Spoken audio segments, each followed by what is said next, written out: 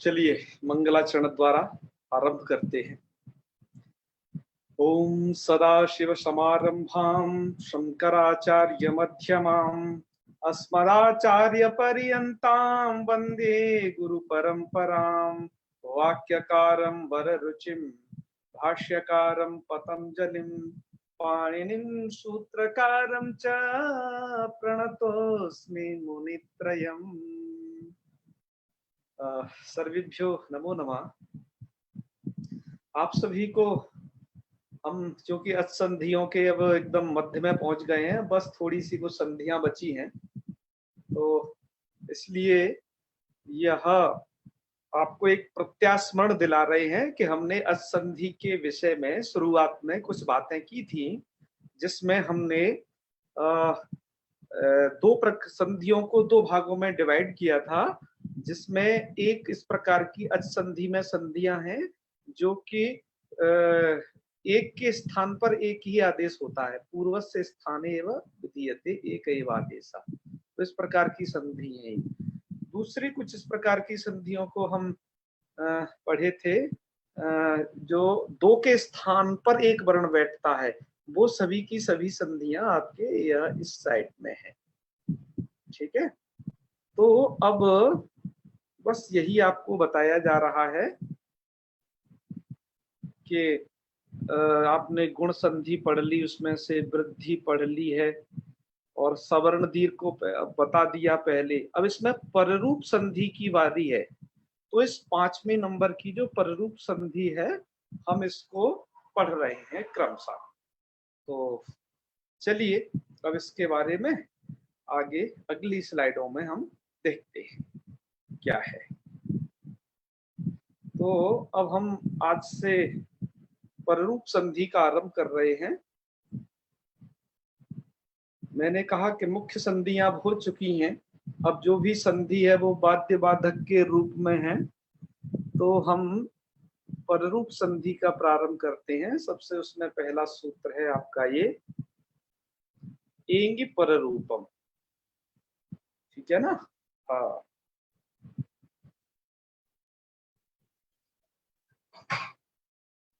आप जैसा कि यहाँ पर देख पा रहे होंगे कि इस सूत्र का अर्थ क्या होता है। तो इस सूत्र का अर्थ है अवर्णादुपसर्गात् एंगादौ धातौ पररूप में का आदेश स्यात्।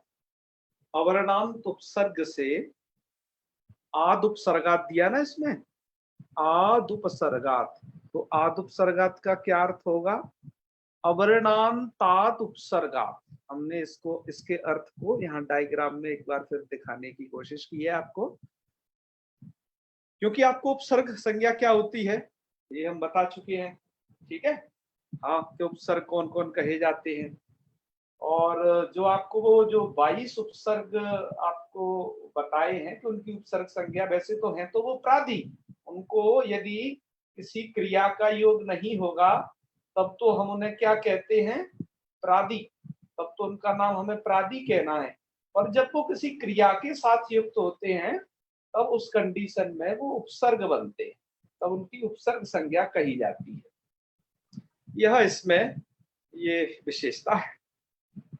तो अब उपसर्ग संज्ञा का प्रयोजन आपको उपसर्गादृत धातु में बताया था, उपसर्ग संज्ञा का यहाँ पर भी प्रयोजन है पररूप संधि में। अच्छा, और धातु संज्ञा का प्रयोजन जो भूवादेव धातु से धातु संज्ञा होती है उसका प्रयोजन जैसे आपने उपसर्गादृत धातु में पढ़ा, ठीक उसी प्रकार से यहाँ पर भी इसका प्रयोजन है। ठीक है, तो आप अब उन दोनों प्रकार की संज्ञाओं को समझने के बाद यहाँ पर भी अब ये समझ रहे होंगे कि उन दोनों प्रकार की संज्ञाओं का, चाहे वो उपसर्ग संज्ञा हो चाहे धातु संज्ञा हो, दोनों जगह प्रयोजन है।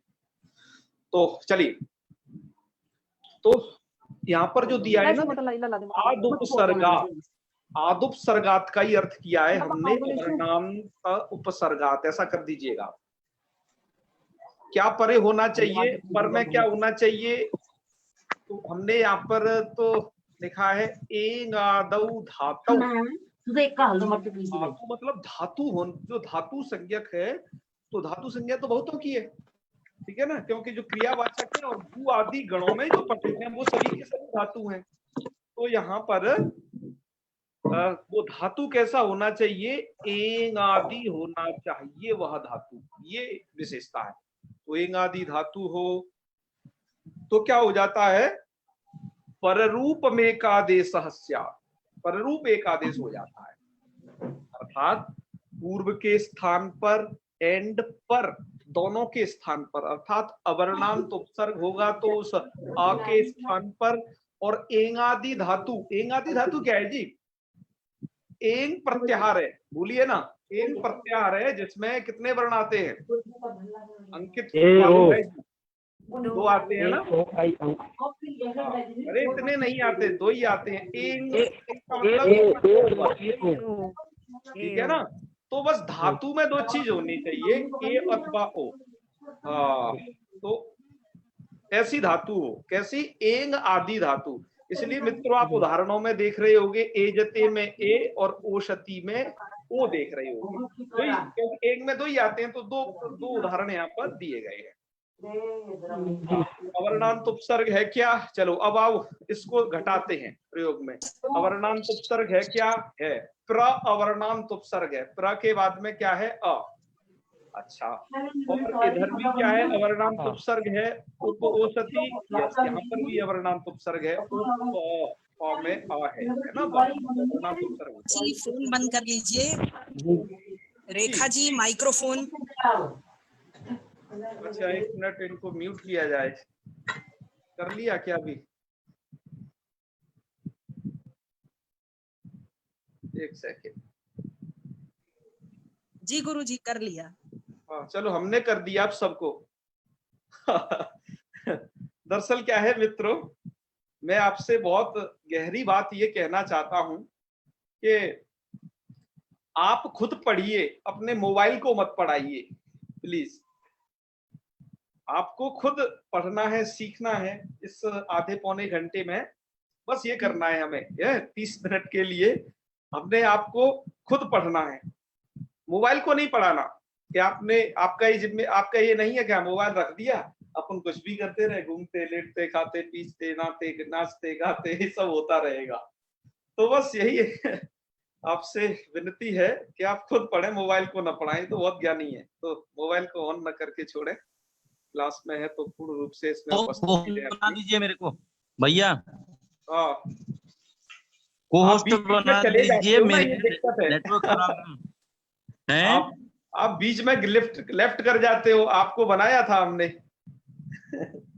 नेटवर्क खराब था इसलिए 2-3 बार हो गया हूँ, बारिश ज्यादा है। अब एक व्यक्ति और हमें आप में से चयन करना पड़ेगा। सुमित जी भी रोजाना उपस्थित होते ही हैं, और सुमित जी को अब हम किया करेंगे इसमें साथ में को होस्ट जब। और सुमित जी आज आपको भी को होस्ट हम बना रहे हैं।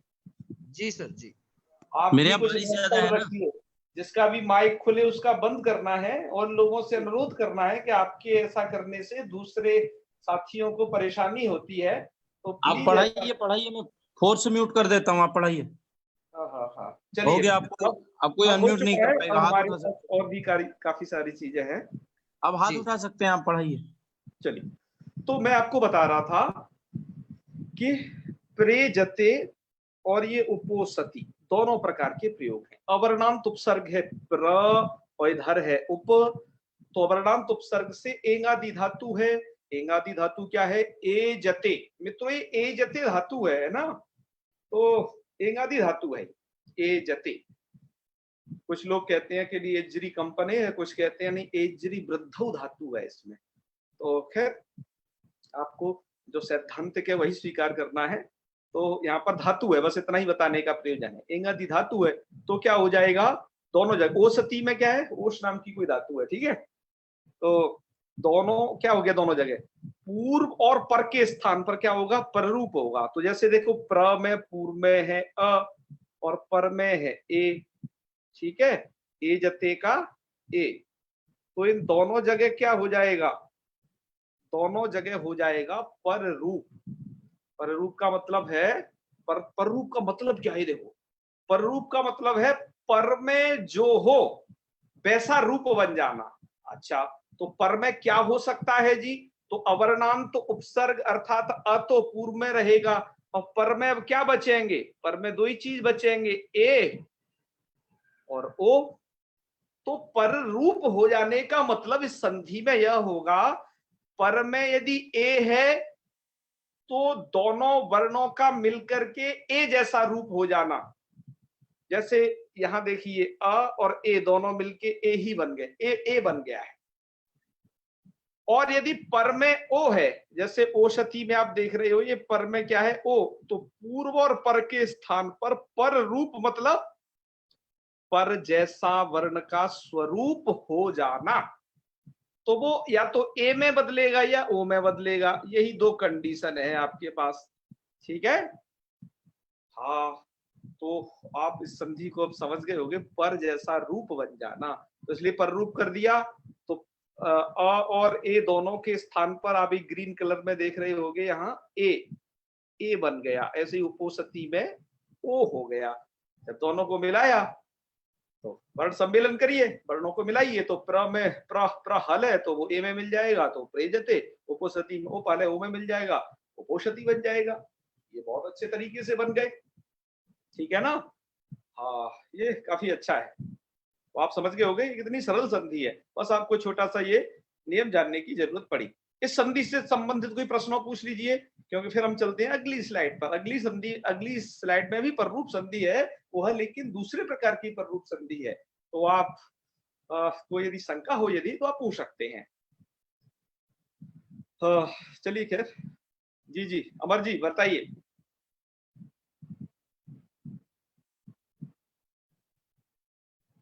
कहिए।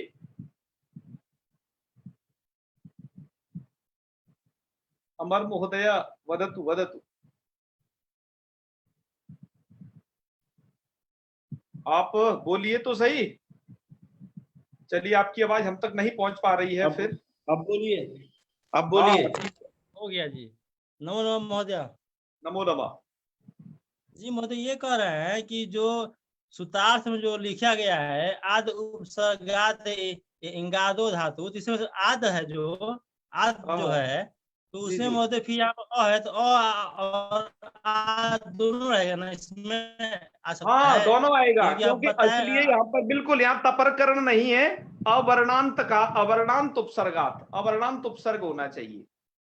जी मतलब आ दोनों आएगा, जैसा दोनों ही आ सकता है, बिल्कुल तपरकरण नहीं है तो बिल्कुल आ सकता है, ठीक है ना।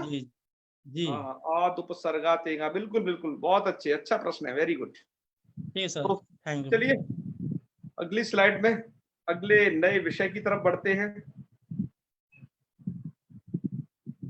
तो अब जो है आपका नव्य विषय है, वो भी पररूप संधि है, पर वो एक दूसरे तरीके की पररूप संधि है। केवल वो संज्ञा पूर्वक है, बस इतना अंतर है। चलिए इसे देख लेते हैं, ये बहुत फेमस है, ठीक है। प्रायः जो प्रतियोगी परीक्षा होती है इसमें से प्रश्न जरूर आते हैं, है ना। जी मनीष निर्मल जी।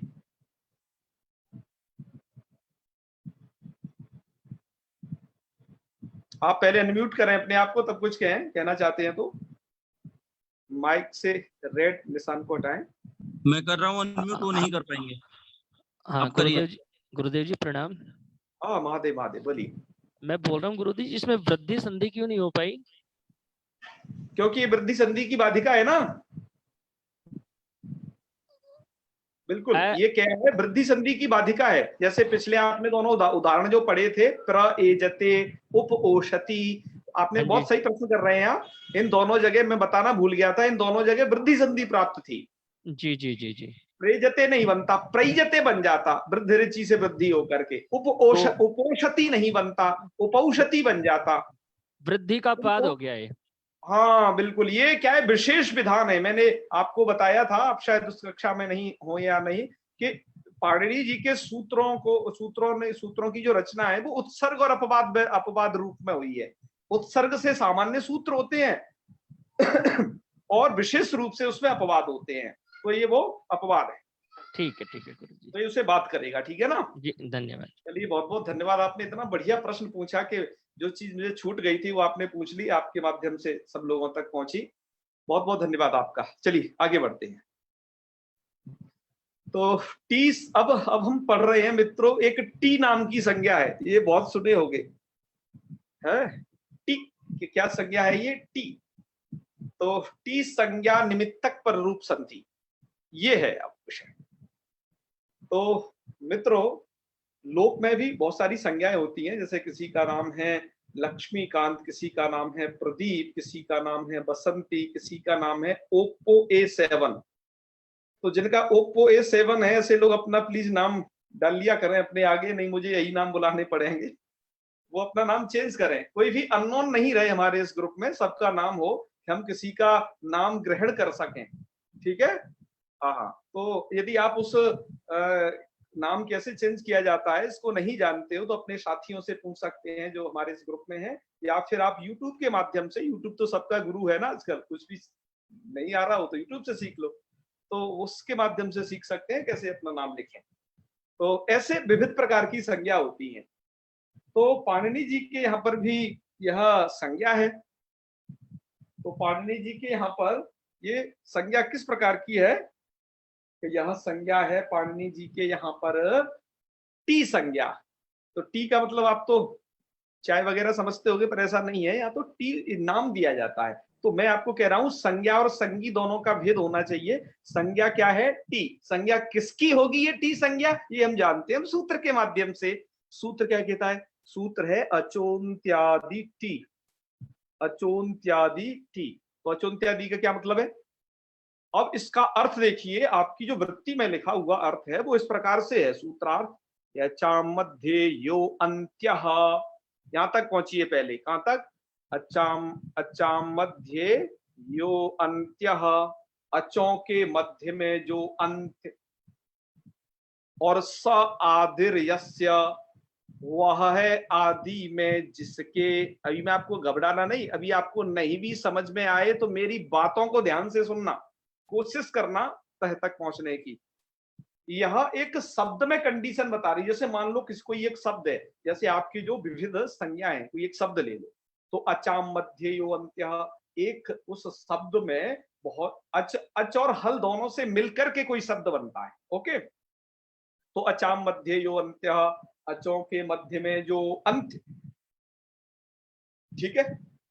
आप देखना उसमें एक शब्द में बहुत सारे अचों, और उसमें जो अंतिम अच हो वहां तक पहुंचना, तो क्या हो जाएगा? अचाम मध्य यो अंत्यः स आदिर्यस्य, और जो अंत में जो अच हो वह आदि में हो किसी के। तो किसके आदि में हो सकता है? वो किसी हल्के आदि में हो सकता है, क्योंकि अच तो वो है ही खुद अंत। वो किसके आदि में हो सकता है? वो किसी हल्के आदि में हो सकता है। तो तत् टी संज्ञम स्यात्, तो तत् ऐसा वह जो शब्द समुदाय, वह शब्द का इस प्रकार का समुदाय के अंत अच और वो जिसके आदि में होगा वो मिलके ये क्या होगा? टी संज्ञक होगा। अभी मैं आपको सिद्धांत बता रहा हूं, घबरा नहीं, मैं इसको घटा करके भी बताऊंगा कि ये ऐसे कहां पर टी संज्ञा को पकड़ना है। क्यों? जब आप संज्ञा को समझ पाएंगे, ठीक है ना, कि किसकी टी संज्ञा हो रही है, तब आप उसे कार्य कर पाएंगे। ठीक है जी। तो अब इसका सरल अर्थ क्या है जी? सूत्र का सरल अर्थ बाद में बताएंगे, पहले इसको घटा के बताते हैं। यह लिखा हुआ है, उसे हम थोड़ा बाद में प्रकाशित करेंगे, लेकिन अभी हम इसको घटा के बताते हैं कि अचाम मध्य यो अंत्य इत्यादि इत्यादि, ये सबका क्या प्रयोजन है। तो आप देख रहे होगे मनस, इधर इस वाले उदाहरण में देख रहे हो एक मनस में, यहाँ पर एक आपको उदाहरण घटा के बताता हूं। तो मनस में, चलिए मैं आप किसी से एक साक्षात संवाद करता हूं कि आपके माध्यम से ही मैं पहुंच सकूं। Sumit ji please open your mic. जी हाँ सुमित जी, मैं आपसे ये पूछना चाहता हूं, मनस शब्द में अच कितने हैं? 2 हैं। 2 हैं, है ना जी म में अ और न में अ। आप जी देखते रहना प्लीज इसको ध्यान से। मनस को हम यहाँ पर टी संज्ञा किसकी होती है ये करके बता रहे हैं। तो मनस में 2 अच हो गए ना जी। तो देखो अचाम मध्य यो अंत्य, अचों के मध्य में अच हो गए 2। यो अंत्य, अंत वाला अच कौन सा है? अंत वाला, अंत वाला अच जो ना में आ है, न में अ है वो अंत्य वाला अच है। ठीक है, स यो अंत्य, अंत्य मतलब वो आ गया नाम है आ, और स आदिर्यस्य वह है आदि में जिसके, तो वो किसके आदि में है ना वाला आ, सा के आदि में, स के आदि में है। तो तत्, तत् का मतलब हो गया वो अंत उस सा वाला का। अच, और वो जिसके आदि में है वो मिलकर के क्या बना अस। जी तो वह जो अस समुदाय हुआ, मनस में क्या है अस समुदाय, इसकी क्या हो जाएगी टी टी संज्ञा। संज्ञा, तत् टी संज्ञम स्यात्। अर्थ आपको घट गया होगा सुमित जी। जी जी जी अच्छा। तो मनस में किसकी टी संज्ञा होगी अस की। बहुत अच्छे। इसी प्रकार से वचस, ये भी सकारांत है, इसमें किसकी टी संज्ञा होगी वचस में भी अस की। अस की होगी। बहुत अच्छे। अच्छा एक शब्द है पयस, पयस में किसकी टी संज्ञा होगी अस की। बहुत अच्छे। एक शब्द है भगवत, यह तकारांत शब्द है, इसमें जी। किसकी टी संज्ञा होगी अत। हाँ बहुत अच्छे। देखो अब तुम सही सही पहुंचते जा रहे हो। जी अच्छा। अब मैं आपको यह ऐसी कंडीशन थी कि अभी तक जो अंतिम अच था वो किसी हल्के आदि में था, जी था ना ऐसा। जी जी हल्के आदि में था। अब चलो मैं कुछ ऐसी चीज लेता हूं जहां पर आपको टी संज्ञा बतानी है ना। अब जैसे मैंने एक लिया, एक कोई शब्द ले रहा हूं मैं यहां पर, राम नाम का एक शब्द है। जी। अब राम में कितने अच हैं राम में दो। दो अच हैं। अंत्यच कौन सा है अंतिम अच अंतिम अच माँ का आ। मकार वाला। बिल्कुल मकार का अ। जी। वो किसके आदि में है वो राम सु सा के आदि में। अरे सु वगैरह कुछ भी नहीं है, केवल राम शब्द है ओनली ऑन, जो लिखा है उतना ही मात्र बोलिए। वो राम माँ के में आदि मन में है वो किसके आदि में है माँ हलिंत माँ। ए? किसके आदि में है जी। अरे वो किसी के भी आदि में नहीं है, वो तो सबसे अंत में ही बैठा हुआ है ना, उसके बाद तो कोई वर्ण है ही नहीं, तो वो जी जी किसी कुछ। के भी आदि में नहीं हुआ। जी जी जी मेरी बात समझ पा रहे हैं। समझ गए जी। चलिए आपको और ढंग से बताया जाए तो मैं आपको जो बताना चाहता हूं थोड़ा एक बार बोर्ड पर समझाना पड़ेगा। सुमित जी आप लाइन पे ही रहें, मुझे देखते रहें। मैं कुछ चीज लिख रहा हूं यहाँ पर, ठीक है। जी। मैंने एक इस प्रकार का शब्द लिखा मनस। जी इस शब्द में कंडीशन क्या है इस शब्द में कंडीशन यह है कि लास्ट यहाँ पर नाव में अ जो है, नाव में जी। अ, ये तो अंतिम है, अंतिम अच है, अंतिम अच। और इस अंतिम अच के बाद में भी सा है, इसलिए यहाँ पर जो टी संज्ञा होने में प्रॉब्लम नहीं है। टी संज्ञा करने वाले पूरे सूत्र का अर्थ यहाँ पर घट रहा है। हो रहा है जी। अब परेशानी वहां हो रही है जैसे हमने शब्द लिखा है राम, जी। यहां पर लिखने पर परेशानी यह है कि यहाँ पर अचाम मध्य यो अंत्य, अचों के मध्य में जो अंत, तो दो अच उसमें अंतिम वाला अच हो गया मां में आ जी। और वह है आदि में जिसके, लेकिन वो किसी के आदि में नहीं है, क्योंकि उसके बाद कुछ हो ना तब वो किसी के आदि में बनेगा। ये तो टोटल अंत है, अभी स्वयं अंत है वो। तो ये आदि में नहीं है, तो क्या होगा टी संज्ञा किसकी होगी। तो कह रहे भाई ऐसी कंडीशन होने पर जब एक ही कोई होता है तो टी संज्ञा किसकी होती है अकेले उसकी भी हो जाती है, अकेले अ की भी टी संज्ञा हो जाएगी, जो अंत में अकेला बना रहेगा उसकी टी संज्ञा हो जाएगी। मतलब तो केवल आ की। मां में जो अ है इसकी केवल टी संज्ञा हो जाएगी। कि कैसे हो जाएगी कह रहे हैं, इसको व्याकरण में कहते हैं व्यपदेशीवद भाव से।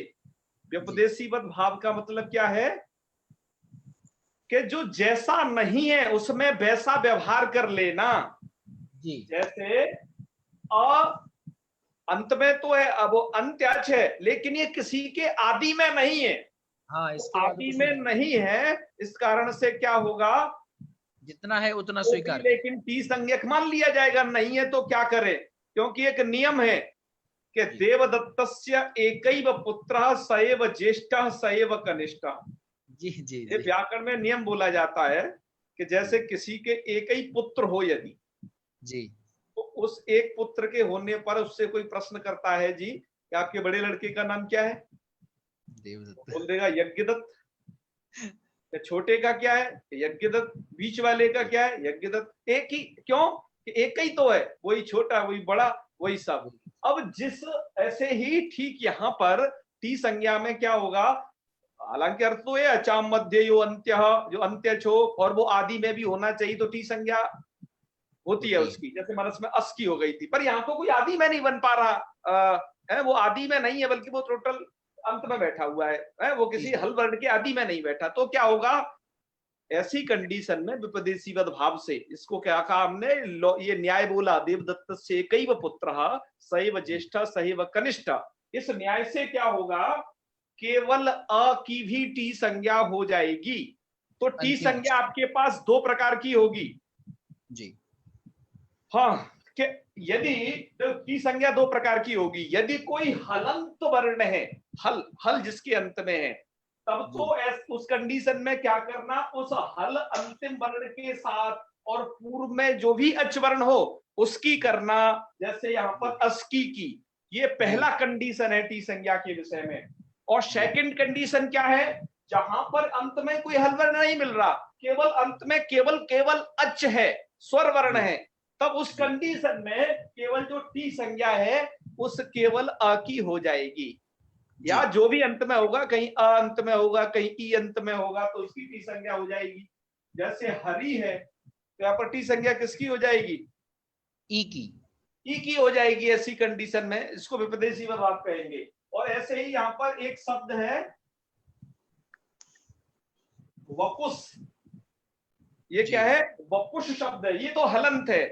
पर यहाँ पर जो टी संज्ञा किसकी होगी ये हम पूछना चाहेंगे। अवनीत सिंधु जी बताइए, वपुष में टी संज्ञा किसकी होगी? आप मुझे सुन पा रही हैं? शायद आपकी आवाज हम तक नहीं पहुंच पा रही है, कोई बात नहीं। तो सुमित जी आप बताइए, वपुष में किसकी हो जाएगी टी संज्ञा? उष की हो जाएगी। चलिए, आपका नाम सुमित है, टी संज्ञा किसकी होगी आपके नाम में? इत।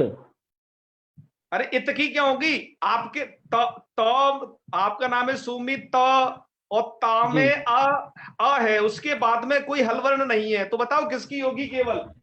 जैसे इधर हो रही है इस साइड में, ताके आकी। हाँ, अब सही सही बोले हो आप सभी लोग, बहुत अच्छे बहुत अच्छे।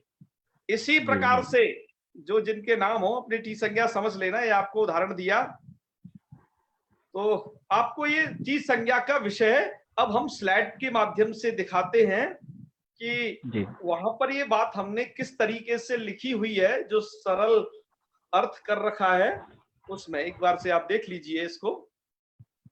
वहां पर यही बात लिखी है, सभी संस्कृतज्ञ तैयार रहें। एक बार हम आपके प्रश्नों को लेंगे, एक बार इस अर्थ को करने के बाद यहां पर लिखा हुआ है वर्ण समुदायस्य मध्ये यावन्तः अच भवन्ति। सरल अर्थ को देखिएगा, वर्ण समुदायस्य मध्ये यावन्तः अच भवन्ति तेषां मध्ये यह अंतिमः अच, वर्ण समुदाय होगा उसके मध्य में अंतिम अच जो होगा, स अंतिम अच, वह अंतिम अच यस्य समुदायस्य आदि ही, जिस समुदाय का आदि होगा, स समुदाय, वो समुदाय कैसा होगा, अच हल समुदाय, अच हल समुदाय होगा वो। और वह अच अथवा एक तो समुदाय ऐसा हो सकता है कि वो अच हल जैसा हो सकता है, जैसे मनस है, मनस में अच अ और अस की टी संज्ञा होती है ना, तो अच हल वाला समुदाय हो जाएगा ये अस, तो इसकी टी संज्ञा हो जाएगी। या फिर अच रूप वह समुदाय, कहीं कहीं पर जहां पर अंतिम में हल नहीं होगा तो समुदाय अर्थात वो वर्ण समुदाय कैसा मिलेगा आपको, मिलेगा केवल अचरूप। जैसे एक शक नाम का ये शब्द है, शक में क्या है, कोई अंत में हल वर्ण तो है नहीं, तो यहाँ टी संज्ञा किसकी होगी सुमित जी? क में अ की होगी, ठीक है ना। जी। तो दोनों प्रकार की कंडीशन टी संज्ञा में अचहल रूप समुदाय होना चाहिए। अब वो अचल समुदाय हो तो जैसे अचल समुदाय मिला अस में, या फिर दूसरी कंडीशन अचरूपो वा समुदाय, अचरूप जो समुदाय होगा वो सब क्या हो जाएंगे, टी संज्ञक हो जाएंगे। तो कहने का मतलब यही है सार इस सभी का कि टी संज्ञा जहां पर किसी वर्ण में यदि हल वर्ण है साथ में, तब तो उस अंतिम हल वर्ण के साथ आदि में अच के साथ हो जाएगी टी संज्ञा। और सक में क में अ की भी केवल टी संज्ञा हो सकती है उस कंडीशन पर जब कोई अंतिम में हल नहीं मिलेगा। तो ये दो कंडीशन टी संज्ञा में बनी। अब आप टी संज्ञा विषय प्रश्न पूछ सकते हैं, फिर हम आगे आपको उत्तर दे दें। चाहे इसको पूरा कर लेते हैं, फिर सभी के प्रश्न लेते हैं, ठीक है। इसको पूरा कर लेते हैं जो इसमें लिखा हुआ है इस स्लाइड में। तो टी जी। संज्ञा आपने समझ ली, तो टी संज्ञा समझ ली, तो टी संज्ञा का करेंगे क्या समझ के, कि भैया टी संज्ञा का कार्य होते हैं कुछ, कि क्या कार्य है कि टी संज्ञा वाले को पररूप हो जाता है। यहाँ टी संज्ञा के और बहुत सारे कार्य हैं पूरे व्याकरण शास्त्र में, लेकिन यहाँ जो टी संज्ञा का कार्य है जिसकी आप टी संज्ञा कर रहे हो, तो आपने संज्ञा समझ ली टी संज्ञा के किसकी होती है। अब जो टी संज्ञक होगा उसे यहां आपको पररूप करना पड़ेगा और बाकी के अन्य व्याकरण शास्त्र में अन्य अन्य कार्य करने होंगे। तो यहां पर टी संज्ञा को क्या कार्य होगा, तो आइए वो देखते हैं। तो यहां पर एक वार्तिक लिखा है भैया टी संज्ञा को होता क्या है कि सकंद्वादिषु पररूपम वाच्यम, कि सकंद्वादि गण पठित शब्दों को पररूप होता है। तो भैया पररूप होगा किसे, किसको होगा, तो वो लिखा कि तच्चट्टे है, आगे क्या लिखा, तच्चट्टे है, तत्, तत् मतलब वह जो पररूप है, तत्च पररूपम, वह जो पररूप है वो टे है, टे है मतलब टी संज्ञक को होगा, जिसकी टी संज्ञा होगी उसको हो जाएगा। तो आइए देखते हैं भाई, है वार्तिक अर्थ भी नीचे लिखा हुआ है वही का, सकंद्वादिषु गण पठितेषु शब्देषु टेहे पररूपम वक्तव्यम। सकंद्वादि गण में पठित शब्दों का पररूप होता है। अब इसमें एक आपको नया वर्ड मिल रहा होगा मित्रों, गण पठितेषु। ये गण पठितेषु क्या चीज है, तो मित्रों ये गण है, अष्टाध्यायी में जो सूत्र हैं, सूत्रों में कुछ गणों की चर्चा की गई है। जैसे मित्रों पाणिनि जी ने ये सूत्र बनाए 4000 सूत्र लगभग, उन 4000 सूत्रों के बाद पाणिनि जी ने धातु पाठ बनाया है। कल हमने आपको धातु पाठ को दिखाया था कि वो क्या क्या है, ठीक है ना। धातु पाठ बनाया, पाणिनि शिक्षा बनाई पाणिनि जी ने कि उच्चारण कैसे करें। ऐसे ही पाणिनि जी ने गणपाठ बनाया है। गणपाठ का मतलब इस वाले गण में कौन कौन से शब्द हैं, क्योंकि पाणिनि जी सभी शब्दों को नहीं कहने वाले यहाँ पर, क्योंकि सकल शब्दों को कहेंगे तब तो अष्टाध्यायी का विस्तार बहुत हो जाएगा। तो इसलिए पाणिनि जी क्या कर देते हैं, ये कह देते हैं भैया अमुक गण में जो पढ़े गए शब्द हैं, जिस गण में वो भाई नाम ले देते हैं उस गण का, जैसे यहाँ पर सकंध्वादि नाम ले दिया, अर्थात एक ऐसा गण जिसमें सकंधु नाम का शब्द है आदि में, इस प्रकार के गण को कहा जाता है सकंध्वादि गण। इसी प्रकार से आपके अष्टाध्यायी में पाणिनि जी ने तमाम गण बना रखे हैं। जैसे सर्वाधीनी सर्वनामानी एक आगे सूत्र आएगा मित्रों, वहां सर्वादि गण बताया है। तो ये सर्वादि गण में कितने क्या शब्द आते हैं, तो देखिए गणपाठ को उठा करके, गणपाठ आपको मिल जाएगा, गणपाठ छपा हुआ है आपकी लघु सिद्धांत कौमुदी के पीछे गणपाठ होता है, वो आपका मिल जाए। तो गणपाठ का मतलब पाणिनि जी ने इस कुछ शब्दों में अलग अलग कुछ कार्य किए हैं, तो उनका एक संकलन कर दिया है कि भाई इन इन प्रकार के शब्दों में ये कार्य हो, इन इन प्रकार के शब्दों में ये कार्य हो। तो एक शब्द समूह, शब्दों का एक संकलन कर देना गण कहलाता है। तो यह जो गण पाठ है आप आराम से देख सकते हैं, आपकी जो पुस्तकें हैं लघु सिद्धांत कौमुदी हो या सिद्धांत कौमुदी, इनमें प्राय दे रखे हैं। और गण पाठ मित्रों अलग से भी छपे हैं, उनकी भी सहायता हम ले सकते हैं। तो उन्हीं गणों में क्या है, सकंध्वादि नाम का एक गण है। तो सकंध्वादि गण में कैसे शब्द पढ़े, कि सकंध्वादि गण में इस प्रकार के शब्द पढ़े कि जिनमें पररूप हुआ कार्य पाणिनि जी ने देखा, उन शब्दों को सकंध्वादि गण में डाल दिया कि भैया इनमें पररूप कर लेना, और किसी संधि से सिद्ध हो रहे हो तो वो संधि मत करना, बल्कि क्या कर लेना, इन सकंध्वादि गण पठित शब्दों में आप जो है क्या कर लेना, पररूप ही करना और वो पररूप टी को करना है आपको, तच्चटे, ये बात निकल के सामने आई। तो ऐसे मित्रों सकंधवादी गण में प्रमुख बहुत सारे शब्द पढ़े गए हैं, जिसमें से 3 को आप उदाहरण के तौर पर यहाँ पर देख रहे हो, सकंधु को, करकंधु को और ये मनीषा को, 3 को आप उदाहरण के तौर पर यहाँ देख रहे हो। और बाकी और भी बहुत सारे शब्द हैं, अभी आपको हम कुछ तो दिखाई देंगे, ठीक है। तो यहाँ पर क्या था मित्रों, सकंधु को ले लीजिए, सकंधु में क्या प्राप्त था, सक प्लस अंधु। अब आप मुझे बताएंगे, आपने पहले संधियां पढ़ रखी हैं, मैं आपका नाम लूंगा और आपको ये बताना है आपकी पहले पढ़ी संधियों में से यहाँ कौन सी संधि हो सकती थी यदि यह पररूप संधि नहीं होती तो अब मैं पूछता हूं आपसे, आप में से कौन जवाब देने वाले हैं? कुछ हाथ तो उठ गए, चलिए। हाँ जी, बजरंग शास्त्री जी वदतु। सकंधु कौन संधि की कंडीशन बन सकती थी? आप अपना माइक खोलें प्लीज।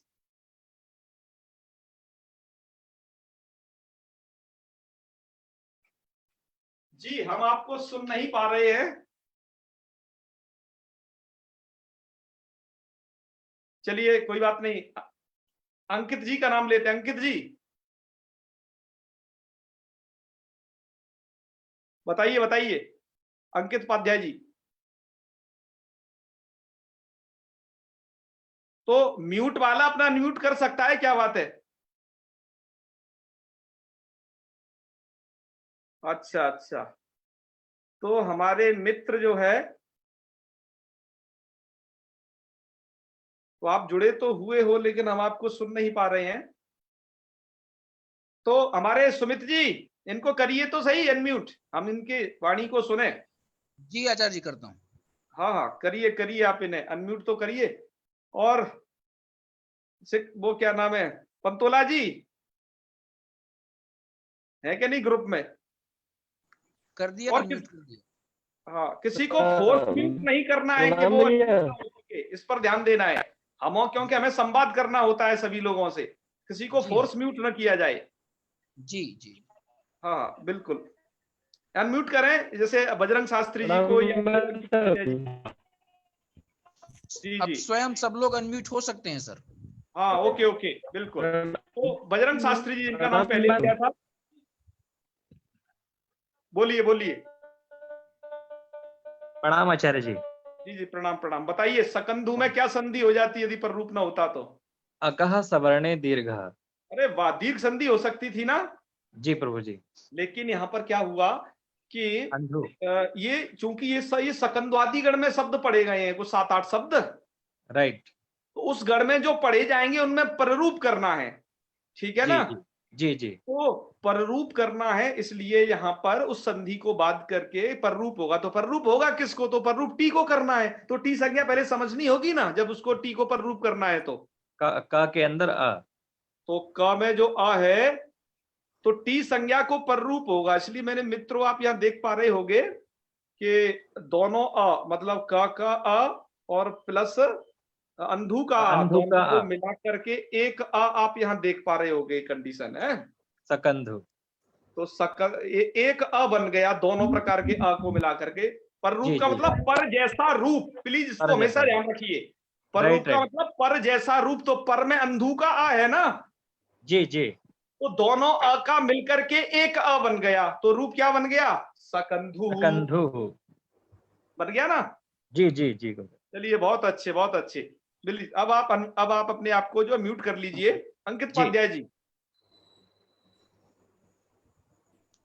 हाँ अंकित जी, कर्क अंधु है, यहाँ पर कौन संधि हो सकती थी पिछली? हाँ महादेव, कौन संधि हो सकती थी? हाँ यहाँ पर भी हो सकता था, लेकिन ये भी शब्द कहाँ पड़ा है? सकंधुवादी गण में पड़ा है। उस गण में पठित शब्द होने से कारण उस गण में पठित शब्दों को पररूप कार्य का विधान है, अतः इसको क्या हो जाएगा? पररूप हो जाएगा। तो पररूप होगा किसको? तच्चटे, वो पररूप टी को होता है। तो पर जैसा रूप मतलब ये अ और ये अ दोनों अ मिलकर के पर जैसे रूप हो जाएंगे। तो पर में है अंधु वाला अ, ह्रस्व अ, दोनों का मिलकर के वैसा ही रूप बन जाएगा। तो कर्क अ अंधु। तो आप ये जो तीसरा अ देखते हो जो ग्रीन कलर में यहां लिखा है, ये पर जैसा जी। रूप होकर के, अर्थात एकादेश होकर के लिखा हुआ है ये, इसलिए क्या बन जाएगा? जी जी हाँ हाँ, करकंधु बन करकंधु। जाएगा। मित्र, इस वार्तिक की आवश्यकता यही है कि यहाँ सवर्ण दीर्घ हो जाता है। यदि ये वार्तिक ना होती तो अचुन्त्यादि टी तो केवल टी संज्ञा करके छोड़ देता है, काम यहाँ वार्तिक करती है। ठीक है, हाँ। जी। तो अब ये दो उदाहरण के बाद बिल्कुल आप अब अपने आप को म्यूट कर सकते हैं। मनीषा, तो मनीषा में वो कंडीशन है मित्रों, यहाँ पर पूरी की पूरी टी संज्ञा घट जाती है। तो मनीषा में मनसीसा, यहाँ पर तो कोई सवर्ण दीर्घ वगैरह संधि प्राप्त नहीं थी, ठीक है। पर यहाँ पर क्या था कि मनस में अस की टी संज्ञा है यहाँ पर, तो इस टी संज्ञा को क्या हो जाएगा? पररूप एकादेश हो जाएगा। पररूप मतलब पर जैसा रूप बन जाएगा। इसलिए मित्रों क्या हुआ, अस और ई दोनों मिलकर के क्या हो जाएगा? मनीषा, इस तरीके का बन जाएगा। क्योंकि दोनों अस, मतलब ये वाला जो पररूप एकादेश हुआ है, ये अस के टोटल अस, पूरे अस के स्थान पर और ई के स्थान पर, जो रेड कलर में दे रखा है, दोनों के स्थान पर हुआ है। तो मन ई शा, दोनों को अभी वर्ण सम्मेलन किया तो क्या बन जाएगा? मनीषा बन जाएगा मित्रों। तो खैर आज की पाठ में इतना ही है। कल आपकी पुस्तक में कुछ शब्द लिखे गए हैं, आकृति, गणोयम, मार्तंडा इत्यादि, उनके विषय में हम अभी कल चर्चा करेंगे। और इन रूपों की सिद्धि होती कैसे है, उन रूपों की पहले आपको एक स्लाइड दिखा देते हैं। उस स्लाइड को दिखाने के बाद आपसे कुछ प्रश्न उत्तर कर लेंगे, आपके जो जिज्ञासा है उनको ले लेंगे। जैसे मित्रों, आपको रूप लिखना है तो कैसे लिखना है, तो सकंदु हो या करकंदु तो सर हो। ये एक बात बताइए, वो शब्द कैसे पता चलेगा कि कौन कौन से शब्द इस वाली संधि में आएंगे पर रूप में? तो मैंने जैसे बताया ना, आपने बोला ना, वो शकंद वाला आपने जो बताया था। गणपाठ में देखिए। अच्छा, मैंने आपको ये भी निर्देश किया ना, उस गणपाठ को देखिए, पाणिनि जी का वो गणपाठ क्या है, और वो है लिखित में है, उपलब्ध है। आपको गणपाठ की जानकारी होनी चाहिए तो आपको पता चल जाएगा इसमें आया है। और हमने इस उदाहरण में दे भी रखे हैं कुछ शब्द, आपको पता चल जाएगा, ये पता चल जाएगा आपको। ठीक है, जैसे रूप लेखन प्रकार आप देख ही रहे हैं, ऐसे पढ़ लेना, कुछ भी नहीं है। और जैसे पहले होते थे, करकंधु इत्यत्र ककारोत्तरवर्तिनः अकारस्य, है सकंधु और करकंधु एक ही जैसे हैं, तो एक को ले लिया है। अचोन्त्यादि टी सूत्रेण टी संज्ञायाम, अकार की टी संज्ञा हो जाएगी, मतलब इस कर्क में जो अंत में अ है उसकी टी संज्ञायाम। क्यों? क्योंकि स्वस्वैव आदित्वात्, वो अपने ही आदि में है, क्योंकि वो किसी के आदि में होना चाहिए। जैसे मनस में जो स होता है, वो मनस में, न में जो आ है वो स के आदि में होता है, इसलिए अस की टी संज्ञा होती है। पर यहाँ पर क्या है, वो अपने ही आदि में, क्योंकि उसके बाद में कोई वर्ण नहीं है। तो क्या हो जाएगा? टी संज्ञा हो जाएगी। फिर टी संज्ञा कर लेने पर अका सवर्णे दीर्घे इति सूत्रेण पूर्व पर स्थाने दीर्घ एकादेश प्राप्त, दीर्घ एकादेश प्राप्त था। तम प्रमाद्य, उसको बात करके, अंधु इति अकारस्य स्थाने है, इन अंधु के आकार दोनों को के स्थान पर एकादेश कर लेने पर सकंदु रूप सिद्ध हो जाएगा। पर कह रहे हैं मनीषा में क्या स्थिति होगी? कह रहे हैं मनस ईसा इत्यत्र तु अस इति टे और ईसा इत्यत्र ई इति स्थाने प्ररूपे, मतलब यहाँ पर अस के स्थान पर और ईसा की ई के स्थान पर प्ररूप एकादेश होगा। ये विशेष है मनीषा में। ठीक है, वो आपको बता दिया है। क्या इसके और भी उदाहरण हो सकते हैं? बिल्कुल। तो आपको सकंदवादिगण देखना पड़ेगा। तो सकंदवादिगण के वो कुछ शब्द हमने लिख दिए, जैसे कुल अटा, तो क्या बन गया? कुल अटा। नहीं मित्रों, यहाँ कुलाटा बन जाता है यदि सवर्ण, यहाँ क्योंकि सवर्ण दीर्घ संधि हो रही थी, वो हो जाती। यदि पररूप नहीं होता तो ऐसा बन जाता, तो इसलिए कुलटा बनेगा। इसी प्रकार से सीमन प्लस अंतः, और यहाँ पर अन की टी संज्ञा हो जाएगी, ध्यान रखना। किसकी? अन की। सीमन में तो अन की टी संज्ञा और पूरे टी संज्ञा को पररूप होगा, तो क्या बन जाएगा? सीमंत। क्या बन जाएगा? सीमंत। ऐसे ही सार प्लस अलंग, सारंग, हलीशा, हल प्लस ईसा, लांगलीशा। और ये विशेष है, ये आपको ज्यादातर किसी बड़े एग्जामों में पूछे जाते हैं। पतंजलि में क्या होगा? पतंजलि का संधि, वो पतत प्लस अंजलि। तो पतत प्लस अंजलि में राजमणि उपाध्याय जी टी संज्ञा किसकी है, आप बताइए। राजमणि जी अनम्यूट करिए अपने आप को। हाँ बताइए राजमणि जी। जी जी गुरुजी, अनम्यूट नहीं हो रहा था ये। अरे हो गया भैया, बोलो। हाँ जी। अत की पतत में अत की हाँ संज्ञा है। तो क्या होगा मित्र, अत और ये अंजलि का अत और अंजलि का मतलब पर रूप हो जाएगा। पर जैसा रूप मतलब वो जी, जी। अ जैसा हो जाएगा। तो जब आप मिलाएंगे, मिला के देख लेना एक बार, इन सबको हल करना आपको, जहां समझ में ना आए तो पतंजलि इस प्रकार का बन जाएगा। समझ रहे हैं ना? जी जी बिल्कुल। इत्यादि का मतलब, और उस गण में इस प्रकार के कुछ शब्द पढ़े गए हैं, कुछ हमने यहाँ पर उस गण से उठा करके दे दिए, तो ये हो जाते हैं। तो आप क्या पूछ रहे थे? पूछ भी लीजिए, आप कुछ पूछना चाहते थे शायद। मैं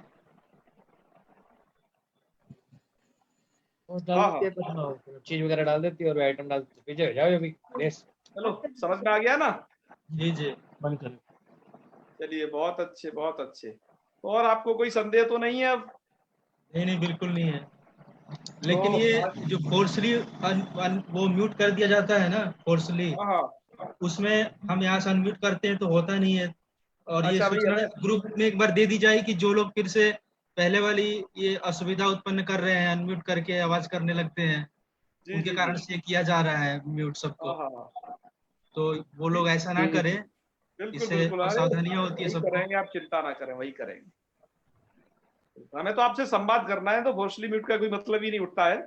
और जी जी जिनका, जैसे कुछ लोग क्या है कि समाधि स्थिति में होते हैं, उन्हें पता नहीं चलता कि हमारा म्यूट अनम्यूट कब हो रहा है, हम इस संसार में है भी कि नहीं, हम कहाँ बैठे हैं। जी तो आचार्य। ऐसी कंडीशन होने पर ऐसी कंडीशन होने पर ये स्थिति बनती। मैं जो आपको बताया शुरू में, कुछ लोग अपनी जो डिवाइस है उनको पढ़ा रहे हैं, कि वो लैपटॉप को पढ़ा रहे हैं, कुछ मोबाइल को पढ़ा रहे हैं। तो मेरा यही कहना है कि ये तो सब चीज अपने आप में विद्वान है, खुद को देखें। आपका यह प्रयोजन है कि आपने जो ऑन कर दिया उस पर ध्यान देना है कि अच्छा क्या बताया जा रहा है, कैसे। तो बस आपको 30 मिनट या 45 मिनट ही तो देने पड़ते हैं, और पूरे दिन आप फ्री हैं। जी तो खैर चलिए, कोई बात नहीं। हाँ, किसी के प्रश्न आ रहे हैं? यदि आपके प्रश्न आ रहे हैं तो स्वागत योग्य हैं। जी, राजेश कुमार मिश्रा जी। जी जी बोलिए।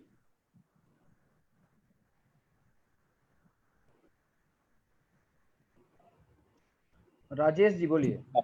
अभी अभी अभी ऑन नहीं हो रहा था, वो फोर्सली जो किया गया था उधर से, उसके कारण से ऑन नहीं हो रहा था। चलो जी इसे हो कल गया। से नहीं किया जाएगा, अब जो करने वाले तो जाने कहाँ हैं। चलिए मैं भी चलिए, यहाँ से गुरु स्टार्ट हूँ। जी गुस्सा के गुरु जी कर ये बोल लेते रहा था, गुरु जी मैं बोल रहा था जी जी कि किसी कारण बस में व्यस्त था, तो अभी अभी जुड़ा हूँ। उसका पीछे वाली जो स्लाइड है उसको ग्रुप में भेज देंगे तो मैं उसको पाठ समझ लूंगा। बिल्कुल, मैं आपको पूरा ये भेज दूंगा, आप चिंता नहीं करें। यह संपूर्ण स्लाइड अभी तक बन चुकी है, संज्ञा प्रकरण की या इसकी। आपको सभी की सभी भेजी जाएंगी। पहले इन प्रकरणों को थोड़ा पढ़ा लेना, और इनको तो हम तत्काल भेज देंगे, आज वालियों को तो आप चिंता नहीं करें। और अभी का वीडियो भी तो गुरुजी फेसबुक में है लाइव में। किसी कारण और से क्या, व्यस्त तो हो हर गया चीज था। सेव है, चिंता नहीं करें। और हाँ, फेसबुक से एक बात ध्यान आई, कुछ लोग ये सोच लेते हैं कि अरे ग्रुप पे क्या है कि कभी कुछ काम कर लेते हैं और बाकी चीजें भाई फेसबुक पे देख ही लेंगे, वहां सब सेव हो रहा है। मित्रों, जो भी टेक्नोलॉजी है, यही ये जैसे आपके लिए चीजों के लिए रक्षक है, उसी प्रकार से आपकी विद्या की घातक भी है। इसको ध्यान रखिए। क्यों आप ये सोचते हैं अरे वहां देख लेंगे, और फिर आप अपने कार्य में उलझ पाते हैं, उसे देख नहीं पाते हैं, और धीरे नहीं देख धीरे पाए। वो इतने वीडियो बन जाते हैं रोजाना के, सोच लेते हैं चलो अभी तो 2 ही तो मिस हुई है, चलो अभी 3 ही तो क्लास मिस हुई है, वहां देख लेंगे, सब सेव है। लेकिन मित्रों, आप उस टाइम में देख नहीं पाते हैं। अतः मेरा आप सभी से अनुरोध है कि आप यहाँ पर उपस्थित होकर के अपने पूर्व पक्षक है, उत्तर पक्षक है, और तत्काल लाइव जो है वो फिर बाद में नहीं हो पाता। ये हमारा स्वयं का अनुभव है। आपका अनुभव क्या कहता है, यह भी अच्छी बात है। आपका अनुभव भी मुझे लगता है यही कहता यथार्थ है, होगा कि आप लोग बड़े यथार्थ है अनुभवी हैं। गुरुदेव, ऐसा ही है। तो मुझे यह जो लगा, केवल इसलिए मित्रों मैं अपने गुरु लोगों से पढ़ा, इत्यादि सब किया,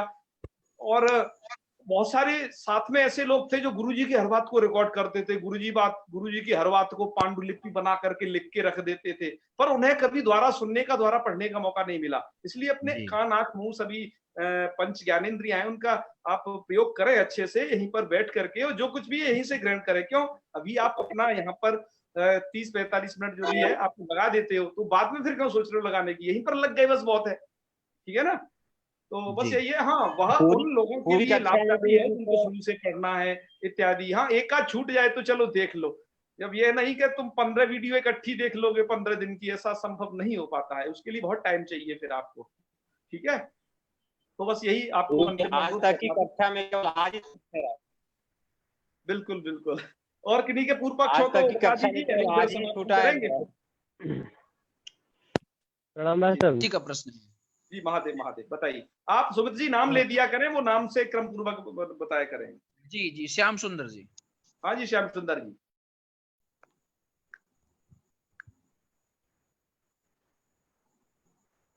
जिनकी आवाज नहीं आ पाए वो अपना प्रश्न यहाँ भी पूछ सकते हैं, फेसबुक ग्रुप में पूछ सकते हैं, मेरे से पर्सनली पूछ सकते हैं, प्रॉब्लम हो या नेटवर्क की तो कोई दिक्कत नहीं है। और नाम लीजिए। जी जी, हर हर महादेव। हाँ, आपकी आवाज आ रही है श्याम सुंदर जी। अब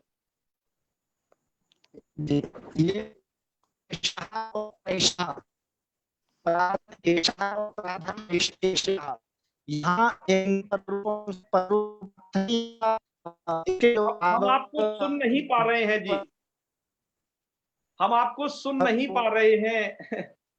चलो कोई बात नहीं, आपके नेटवर्क प्रॉब्लम हो सकती है। तो मित्रों, आपके और भी जो अन्य प्रश्न हो आप हमें मैसेज के माध्यम से पूछ लेना, हम उनका वहां पर आपको उत्तर दे देंगे। संभव होगा तो कल क्लास के शुरुआत में उन प्रश्नों को ले लेंगे। आपकी आवाज हमें बहुत कम आ पा रही है, ठीक है ना, तो फिर आज यही समापन करते हैं। चलिए ठीक है सुमित जी, है करते हैं फिर, और प्रश्न फिर ले लेंगे, क्या करें, आज थोड़ा दिक्कत है। उनको फोर्सली अनम्यूट सब कर दिए, वो म्यूट कर दिए गए। तो चलिए, तो प्रणाम साहब। जी जी, जो मतलब आपने उस दिन जो बताई थी विद्यालय में पररूप संधि, हाँ तो विद्यालय में जो आपने पररूप संधि बताई तो उसकी संधि क्या होगी फिर? अरे उसकी अब चर्चा कल करेंगे बच्चा। ठीक वो कल का विषय है, उसको तुम चिंता नहीं करो। जो हम प्रश्न कर दिए उसे छोड़ने नहीं वाले, उसका उत्तर देंगे, समय पर देंगे। कल की संधि में वो विषय आएगा तो कल ही बताएंगे आपको जी। चलिए, और सुमित जी नाम ले दीजिए, एक आध जो लोग यदि जिनकी साफ आवाज आ जाए उन्हें कम से कम सुन लें। प्रदीप बिरथरे जी कुछ कह रहे हैं। जी जी, हाँ प्रदीप जी। प्रदीप जी बोलिए। गुरुजी मैं ये कह रहा हूँ कि इसको टी ही क्यों कहा गया है, क्योंकि तो क्या कह देते, टा का कोई वो है ही नहीं, लेकिन टी कहा गया। दोनों को अस को पररूप एक आदेश हो जाता, टी ही क्यों गए, और कुछ भी तो कहे। टी संज्ञा क्यों की गई, कोई और क्यों नहीं की? आप तो ये आपके यही तो प्रश्न है, और कोई संज्ञा कर देते। टी ही क्यों? ऐसा है ना, सुनो, अब टी संज्ञा की गई, बाई चांस इसकी प्रदीप संज्ञा नहीं करी, अचों के मध्य में जो अंत्य अच उसकी वह है आदि में जिसके, उसकी प्रदीप संज्ञा नहीं करी है, उसकी टी संज्ञा करी है। कारण कि टी संज्ञा एक तो छोटी है, पहली बात, इसलिए टी संज्ञा। और टी ही क्यों करी ये मत कहो, टी अर्थात क्या होता है? अशोक बनने का न्याय लग जाएगा कि टी ही क्यों करी। जैसे एक कुछ लोग प्रश्न करते हैं, देखो आप लोग रामचरितमानस इत्यादि पढ़ते होंगे, कभी पारायण करते होंगे, तो गांव में अक्सर इस प्रकार के लोग मिल जाते हैं, तो मानस के बहुत गुणी होते हैं और उसके बड़े गूढ़ ज्ञाता होते हैं, और रामचरितमानस से ऐसे ऐसे प्रश्न करते हैं कि अच्छे अच्छे पंडितों को पछाड़ देते हैं उन प्रश्नों से जी। तो वो कैसे प्रश्न करते हैं कुछ सुन लीजिए आप जो है। एक ने प्रश्न किया कि बताइए पंडित जी कि सीता को, ठीक है, वहां वाटिका में बैठाया तो अशोक पेड़ के ही नीचे क्यों बैठाया, ये बता। अब उन्होंने कुछ चिंतन कर रखा होगा अपने आप, जिसने प्रश्नकर्ता ने। तो अब यह प्रश्न देखो, यह प्रश्न कैसा है, यह प्रश्न ऐसा, ये ऐसे प्रश्न हर कंडीशन में बन सकते हैं कि जैसे वो कैसे बन सकते हैं कि किसी ने जैसे कहा, जैसे अब वो जैसे बाई चांस वहां पर नीम के पेड़ के नीचे बैठा देते या वट वृक्ष के नीचे बैठा देते, तब भी प्रश्नकर्ता का प्रश्न चेंज नहीं होता, वो एक ही रहता कि बताओ नीम के पेड़ के नीचे काहे बैठाया या वट वृक्ष के नीचे काहे बैठाया, तो वो चेंज नहीं होता। पाणिनि जी ने जो टी संज्ञा की है मित्र, उसका बस एक ही कारण है कि वो टी नाम उन्हें शॉर्ट लगा और बड़े बड़े नामों की अपेक्षा, क्योंकि वो बहुत छोटी संज्ञा है, टी कह करके काम चल जाएगा। पाणिनि जी प्रायः यह प्रयास करते हैं छोटी संज्ञा लें। यदि पाणिनि जी कहीं बड़ी संज्ञा कर रहे हैं, उसका बस एक ही तात्पर्य होता है कि वो संज्ञा लोक में पहले से प्रसिद्ध है, पूर्व वैयाकरणों ने वो संज्ञा कर रखी है, उसी कंडीशन में वो बड़ी संज्ञा करते हैं। इसीलिए पाणिनि जी संप्रदान संज्ञा, अपादान संज्ञा, प्रातिपदिक संज्ञा, इस प्रकार की जो बड़ी संज्ञा की है उसमें यही कारण रहा है। नहीं तो पाणिनि जी क्या करते हैं, टी संज्ञा, घू संज्ञा, ह संज्ञा, पद संज्ञा, इस प्रकार से छोटी छोटी संज्ञा करने में विश्वास रखते हैं। ठीक है ना? धन्यवाद। तो चलिए, खैर आप लोगों के माध्यम से, आप लोगों के प्रश्न से बहुत लोगों को समाधान मिलता है और आपके प्रश्न इस विषय को उजागर करने में बहुत ही महत्वपूर्ण भूमिका निभाते हैं। अतः आपके यह जो पूर्व पक्ष है मित्रों, आप लोग जब पूर्व पक्ष हो रहे हो उसे प्लीज ध्यान से सुना करिए, ये भी ग्रंथ के हिस्सा होते हैं, इससे ग्रंथ समझ में आता है।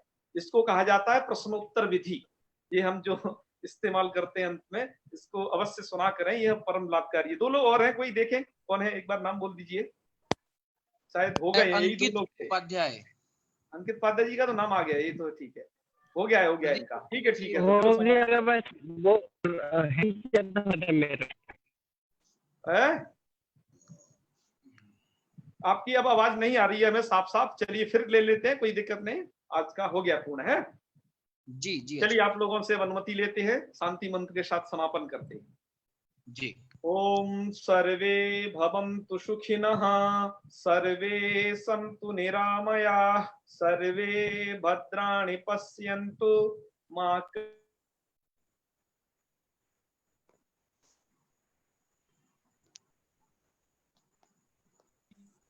सर्वेभ्यो नमो नमः।